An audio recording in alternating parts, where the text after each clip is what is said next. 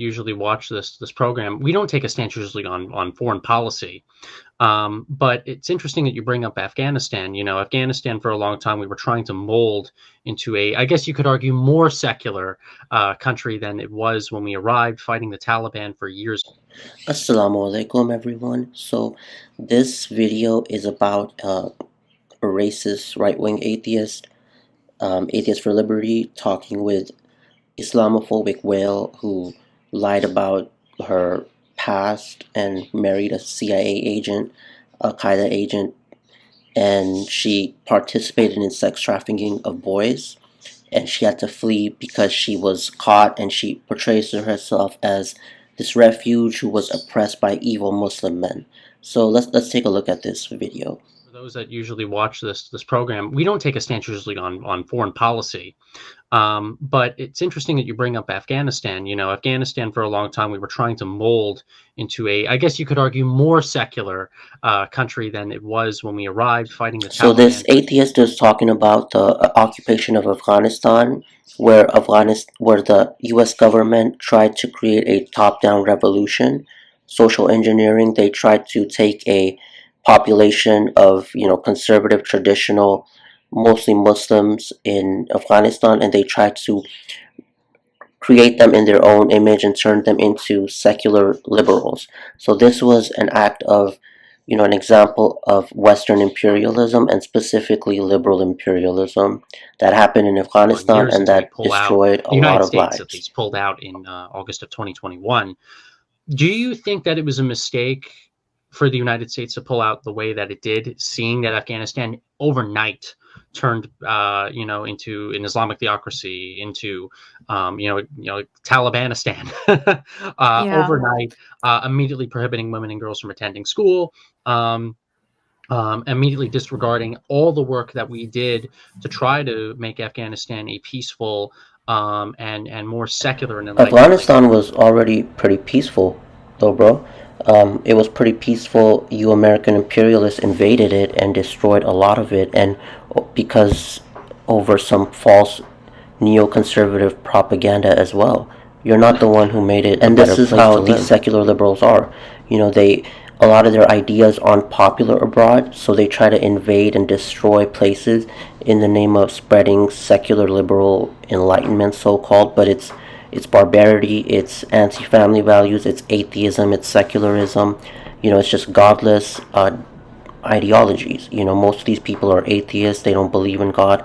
A lot of them are neoconservatives, and they just want money. And this was after the communists invaded, so the communist Soviets, who were also atheists, they wanted to get rid of religion, they invaded and promoted their own imperialist agenda. And do you think that we should have stayed? That there could have been a different plan? Because I know also right now we are supposed allies with the Taliban. I guess you could say they're the enemy of our enemy, since they're fighting ISIS also there. Do you think that it's, and this is, I guess, another follow-up question, do you think that it's a waste of time for us to be quote-unquote allies with these people, when even though they might be fighting a similar enemy to us, they still stand for the same dogmas?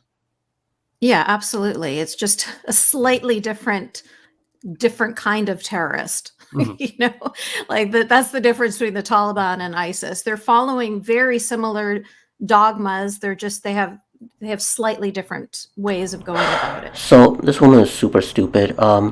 America follows real politics. They don't, irrespective of the secular liberal militants within the government, the U.S. doesn't generally follow ideological alliances. At least they shouldn't. So she's comparing the Taliban to ISIS. They're not remotely similar in most ways. They're very different from each other. So, for example, the ISIS is an actual terrorist group.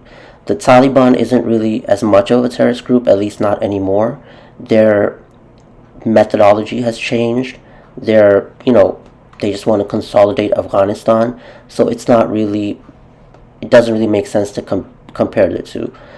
The reason she's comparing the two is mainly off of liberal ideologies. So, they're both regressive, they're both not they're both religious organizations. They're both against feminism, this type of stuff. But and then she's using that as a focal point to compare these two, but that doesn't really work because the U.S. isn't looking at, oh, they have the same religion, therefore they're the same. It's not. They're not looking at it through this ideological perspective. They're looking at it through a practical point because of of view. what you just identified So this there, woman is we are really allies stupid. with the Taliban. That's the problem. The problem was that even while we were there, Bro, this whale is stupid. What is she saying? Like, what do you want? You want more war? You want $2 trillion more spent so a bunch of girls in Afghanistan can start an OnlyFans and learn about 800 genders? What is she talking about? What is she the saying? work wasn't being done the way I think it should have been done, the way most enlightened, rational thinkers think it should have been done. For example, I'm sure you heard of situations. We're sorry, the number you have dialed is not in service at this time. Like the bachabazi, which is something in Afghanistan, but it's a systemic rape of little boys. And when the American soldiers would speak to their supervisors or their superiors about that, they were told not to say anything and not to intervene because it's their culture. And so it doesn't matter if they stayed there for 20 years, it doesn't matter if they stayed there for 200 years. If you're not doing the work of actually trying to enlighten this group of people, then you're not going to get anywhere. As long as you keep on saying it's their culture and we will ally with them, then I don't know how you expect any progress to happen.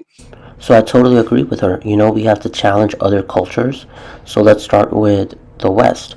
The West has the highest rates of divorce. As you can see in this map, it's, all the red spaces, all the highest divorce rates are in the West. And then in the next picture, we see that the highest single parent households, typically single mother households, are also in the West. The West has, in some cases, 50% single mother households. So I think this is a barbaric culture and it needs to be criticized. يريدون ليطفئوا نور الله بأفواههم والله متم نوره ولو كره الكافرون هو الذي أرسل رسوله بالهدى ودين الحق ليظهره